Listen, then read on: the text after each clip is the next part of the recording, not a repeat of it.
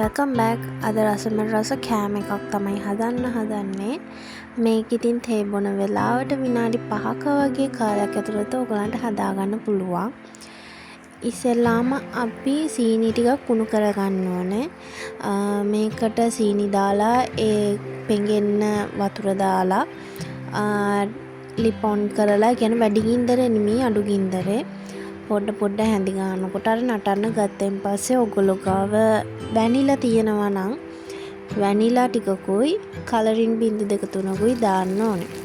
ඊට පස්සේ අවුවේ දාලා වේලලා ඒ ටික බද ගන්න ඕනේ. ඉතින් මම ඒ අතරේ ඒ ටිකත් බදින ගමන් මේකට කලරින් දාගත්ත මම රතු පාට තමයි දාගත්තේ. ඕගොල්ලෝ බදගන්න ඉඳියාප්ප හොඳට වේලෙන්න ඕනේ. අර මැද අමුවට වගේ තිබ්බොත් තව ටිකක් වේල ගන්න. එතකොට අර අපි බැද්දත් ඒ අමු ගතිය හැමම හිටිනවා. හොඳට වේලලා ෆ්‍රිජ් එකේ දාගන්න. ෆ්‍රිජ් එකේ දාගෙන බැද ගන්න. එතකොට හොඳට ක්‍රිස්පියට හිටිනවා. ඊට පස්සේ මම බැදගත්ත ඉන්දියාප්ප වලට අර සීනි සිරප් එක හැන්දකින් වක් කරගන්නවා. ඉතින් ඕගොල්ලෝ සීනි වලට අකමැති කෙනෙක් ඉන්නවා නම් මේ වෙලාවේ සීනි පොඩ්ඩක් දාගන්න පුළුවන්. සීනි වලට ගොඩක් කැමති අය ඉන්නවා නම් ඉතින් හොඳට සීනි දාගන්න තමයි තියෙන්නේ.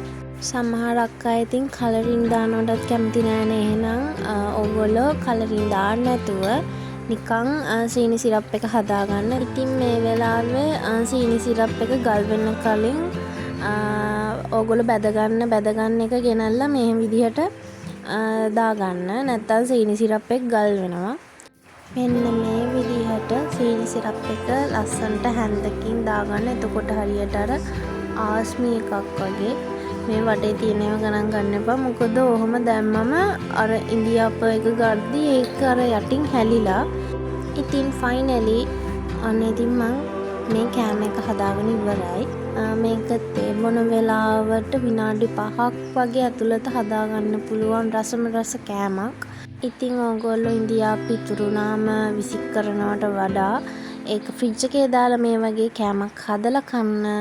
එහෙනම් තව රස රෙසිපි එකකින් එනකන් බයි බයි.